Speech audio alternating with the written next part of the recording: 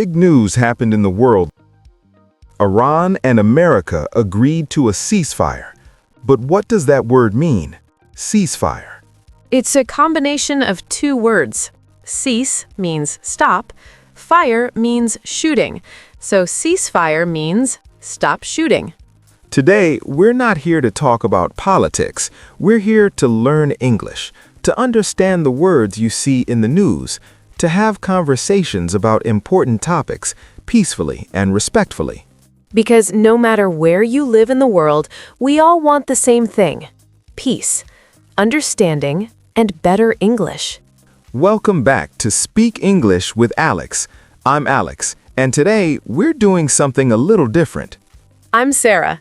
We usually talk about coffee, weekends, and daily routines, but today we're talking about something bigger, something that affects millions of people. Iran and America, two countries with a long, complicated history. Last week, they agreed to a ceasefire. Now, before we continue, let me be very clear. This channel is for learning English. We are not here to support one country or criticize another. We are here to learn vocabulary, understand news English, and practice conversation. So today, we'll teach you, what does ceasefire mean? Key vocabulary for understanding news. How to have respectful conversations about difficult topics. How to express opinions without causing conflict.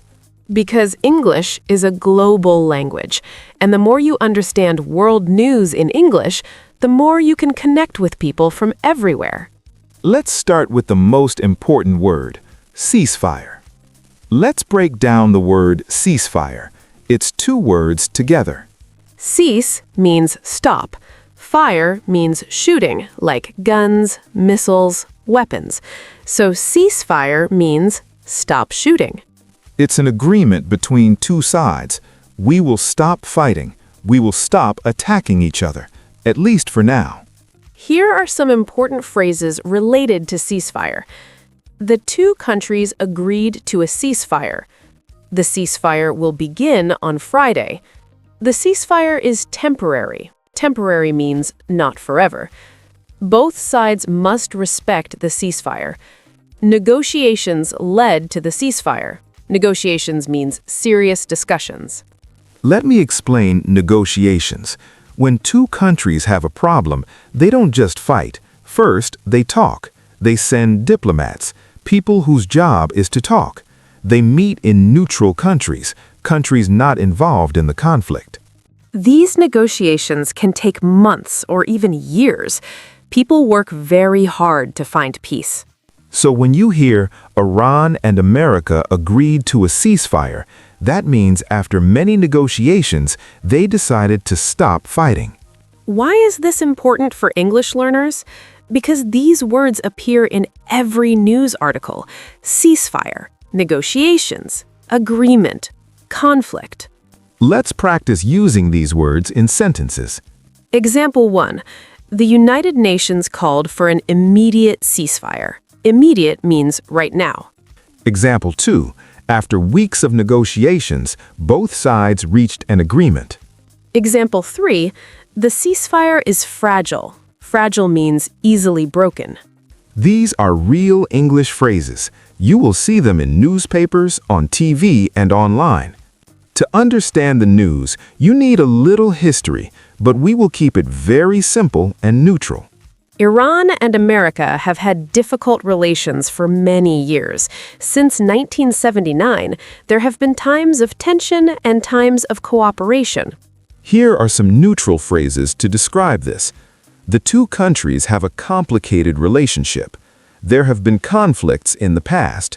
Sometimes they work together, sometimes they disagree. Recently, tensions increased. Tensions means angry feelings. Last year and this year, there were military actions between the two countries. People were worried about a bigger war. But then negotiations happened, and last week they announced a ceasefire. Here's how you can talk about this in English. After months of tension, diplomats from both countries agreed to stop fighting. The ceasefire is a step toward peace. Many countries welcomed the agreement. People around the world are watching closely. Notice the vocabulary. Step toward peace. A step is one move in a journey. Peace is the goal. This is how native speakers talk about news. They use neutral words. They don't scream or argue, they just discuss. And that's what we're practicing today, discussing difficult topics calmly and respectfully. Let's build your news vocabulary. These are words you need to understand international news. Conflict, a fight or disagreement between two sides. The conflict has lasted for many years. Diplomacy, the work of maintaining peace between countries. Diplomacy is better than war. Negotiation, serious discussions to reach an agreement. The negotiations took place in Switzerland. Agreement, when two sides say yes to the same thing. Both sides signed the agreement. Temporary, not forever, only for a limited time. The ceasefire is temporary. Permanent, forever, lasting for all time. Everyone hopes for a permanent peace. Tension, a feeling of fear or anger between two sides. Tensions were high before the ceasefire. De-escalate, to make a situation less dangerous. The ceasefire helped de-escalate the conflict. Humanitarian, related to helping people who are suffering. The ceasefire allowed humanitarian aid to reach people who need it. Aid means help, food, medicine. Diplomat, a person who represents their country in another country. Diplomats from both countries met for talks. You don't need to memorize all of these today. Just learn a few, then a few more, step by step. Let's practice using them in sentences about the Iran-America ceasefire. Example, after months of tension, diplomats from both countries began negotiations. Example, the negotiations led to a temporary ceasefire agreement. Example, the ceasefire will allow humanitarian aid to reach people who need it. These are real sentences. They are neutral, they are factual, they are good English. Now let's talk about something very important. How do you discuss difficult topics in English? This is a skill, and like any skill, you can learn it. Here are some rules for respectful conversation. Rule 1. Use I think or in my opinion. Not America is wrong. But, in my opinion, both sides made mistakes. Rule 2. Don't generalize about people. Not all Iranians are or all Americans are. But some people in both countries want peace. Rule 3. Focus on facts, not emotions. Not, this is terrible. But, the situation is complicated. Rule 4. Listen more than you speak. Ask questions. What do you think about the ceasefire? Rule 5. Agree to disagree. If someone has a different opinion, say, that's an interesting perspective. I see it differently. Let me give you an example conversation between two friends.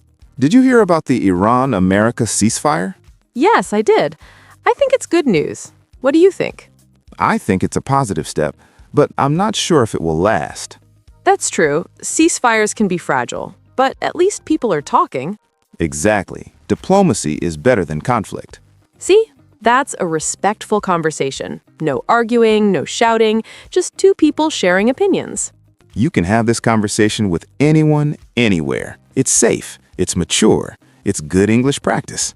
So, the ceasefire is announced. What happens next? Good question. Here's what usually happens after a ceasefire. First, stopping the fighting. Both sides must tell their soldiers to stop. This takes time. Communication is not always fast. Second, humanitarian aid. Trucks with food, water, and medicine can enter dangerous areas. People who left their homes can return. Third, more negotiations. A temporary ceasefire is not peace, it's a pause. Both sides need to talk about a permanent solution. Fourth, monitoring.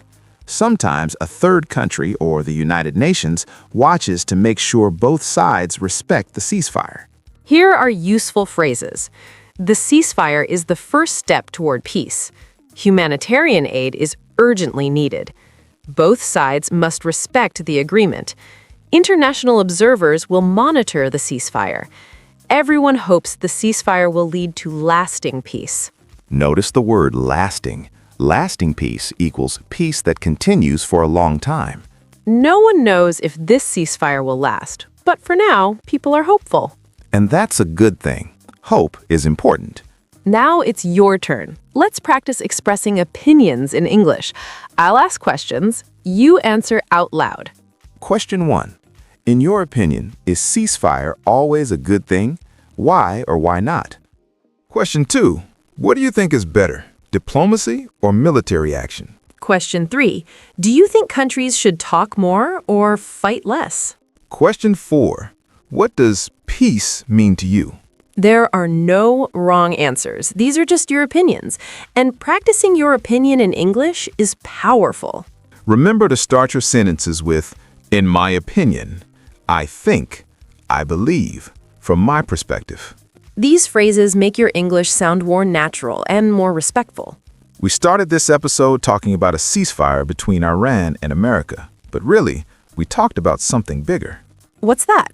We talked about how to have difficult conversations, how to use English to understand the world, how to express opinions without hate, how to hope for peace.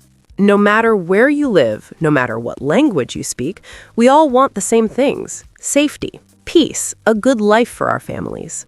English is not just a language, it's a bridge. It helps us talk to people who are different from us. It helps us understand news from other countries. It helps us share our hopes. So here's our challenge to you. This week, read one news article in English. Just one. Find a word you don't know, look it up, use it in a sentence. And remember, you don't have to agree with everyone, but you can listen, you can learn, you can speak respectfully. If this episode helped you understand news English better, please subscribe, hit that button, join our family of learners who want to understand the world. And leave a comment. Share one wish for the world. I wish for peace. I wish for understanding. I wish for safety for all people. We'll read every single one. I'll start. I wish for more diplomacy and less conflict. I'll go. I wish for humanitarian aid to reach everyone who needs it. Share this video with someone who needs to hear that peace is possible. Next week, we're going back to something lighter. How to order coffee in English like a local.